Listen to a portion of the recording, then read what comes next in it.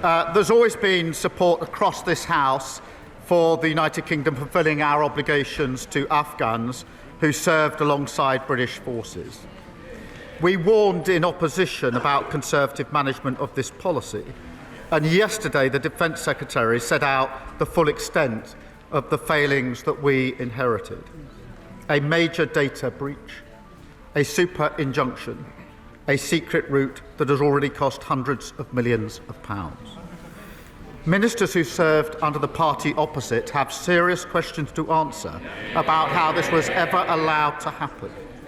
The chair of the Defence Committee has indicated that he intends to hold further inquiries.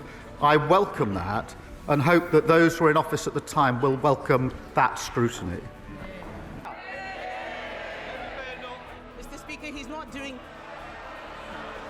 So why don't we go through his end-of-term scorecard? The economy is contracting.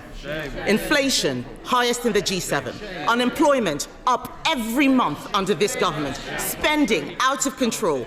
Borrowing costs, more expensive than Greece. And this is just the first year, Mr. Speaker. The Labour Party should be ashamed of what it is doing to the country.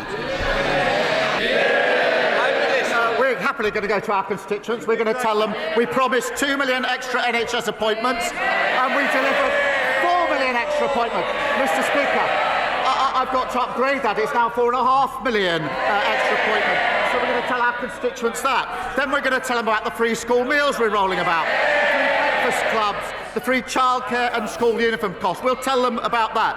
And then when we've done that, we'll move on to affordable houses and tell them about the £39 billion we're investing. Road upgrades across the country, £120 billion investment, and Mr. Speaker, we're only just getting started.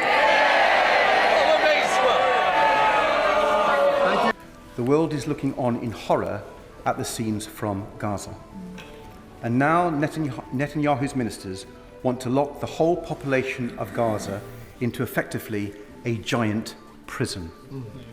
A plan that would clearly amount to ethnic cleansing, as former Israeli Prime Minister Olmert has said. Does the Prime Minister agree that this is utterly abhorrent and unacceptable? And will he make clear to the Israeli government that the UK will not stand idly by and will act, starting by sanctioning Prime Minister Netanyahu himself? Yeah. Prime Minister.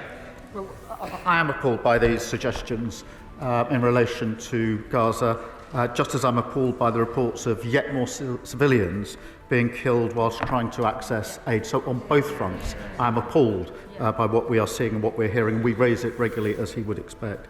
In relation to the civilians being killed, I would expect them to be fully and transparently investigated with full accountability for any failings. And Israel must clearly put in place measures that properly protect civilians in line with international law. And that is the case we're pressing repeatedly.